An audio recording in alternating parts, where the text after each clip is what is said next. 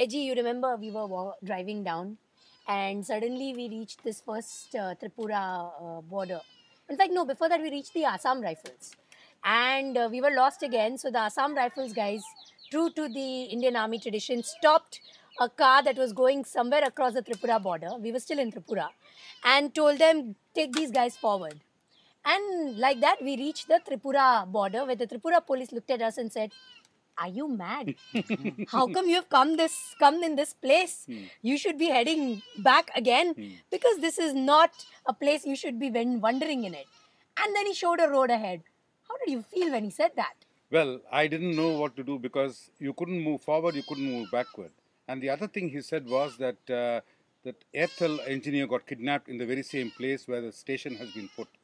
And these boys, two boys, they are actually Bru tribals who sat with us in the car, were telling us hilarious tales about these militants coming out in that area. But the road was zero. Mahesh was driving.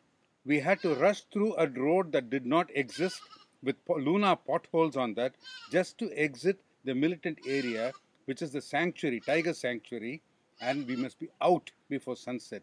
We were barely out of sunset when we were out of the Right. reserve. And if you remember, it was this name, Damparang Pui, Yeah. which took us some time to even muster up because we weren't really sure about the name.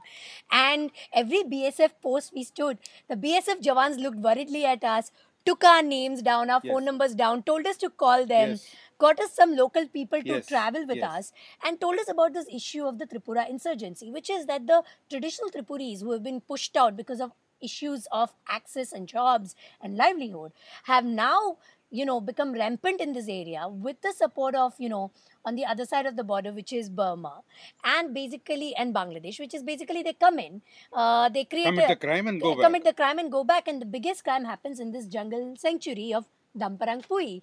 And they all advised us, and as we crossed and we reached Falain, they made sure that we called them.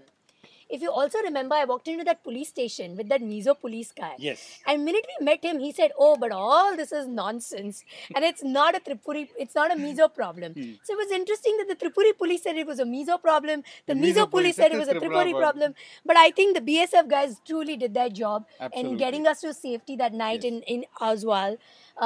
You remember at one point in time, Mahesh even said, "Where is the road?" Correct. And also, don't forget that Mahesh had to give a written declaration saying that the Mizo government was not responsible. No, it was the Tripuri government. Tripura government is not responsible for our safety. Absolutely, and we were all wondering that it would have been nicer if we were stuck with an Ulfa problem or a Kashmiri problem because it was at least an ideology-led problem.